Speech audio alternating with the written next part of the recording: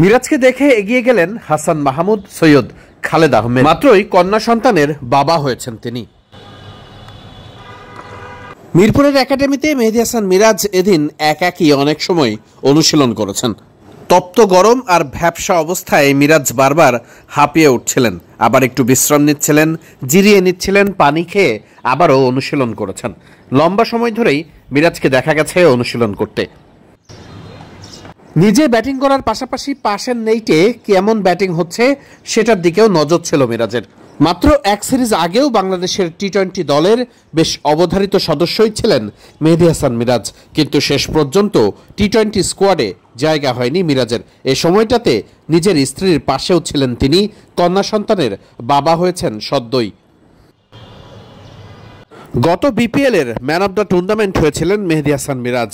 এরপর জাতীয় টি-20 দলে ডাক পেয়েছিলেন তিনি, যদিও খুব একটা নামের প্রতি সুবিচার করতে পারেননি। এরপরে বাদ পড়ে গেছেন। এশিয়া কাপের টি-20 স্কোয়াডে জায়গা হয়নি, যদিও শেষ পর্যন্ত এনসিএল টি-20তে মিরাজরা আবারও কামব্যাক করার একটা সুযোগ পাবেন। এনসিএলে ভালো করলে খুব স্বাভাবিকভাবেই বিপিএল ড্রাফটে তাদের নিয়ে আগ্রহ থাকবে। মিরাজ বড় ক্রিকেটার, স্বাভাবিকভাবেই ডিরেক্ট সাইনিংয়েই দেখা যেতে পারে মেহেদী হাসান মিরাজকে কোনো দলের সঙ্গে চুক্তিবদ্ধ হতে। বিপিএলে গত আসরের মতো ভালো পারফর্ম করতে পারলে আসন্ন টি-20 বিশ্বকাপের আগে আবারও টি-20 স্কোয়াডে ঢোকার সম্ভাবনা খুব জোরালোভাবেই আছে মেহেদী হাসান মিরাজের। তাই তো সময় নষ্ট না করে মাঠে ছুটে এসেছেন, অনুশীলন শুরু করেছেন। বেশ লম্বা সময় ধরেই মেহেদী হাসান মিরাজকে দেখা গেছে ব্যাটিং করতে।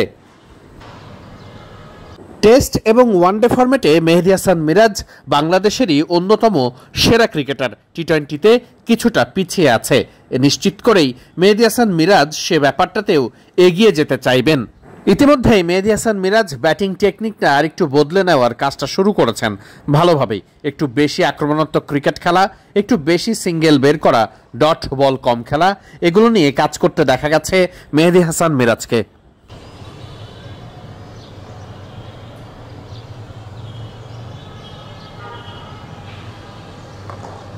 বেশ বিরতি নিয়েই মাঠে ফিরলেন মিরাজ, তাই আবারও অ্যাডজাস্ট করতে প্রথম দিন একটু সময় নিয়েছেন বলেই মনে হচ্ছে।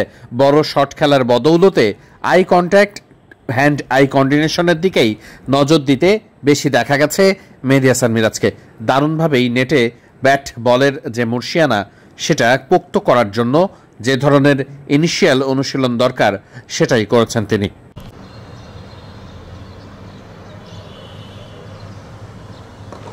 সামনেই এনসিএল টি-20, সেখানে খুলনার হয়ে নামবেন মেহেদী হাসান মিরাজ।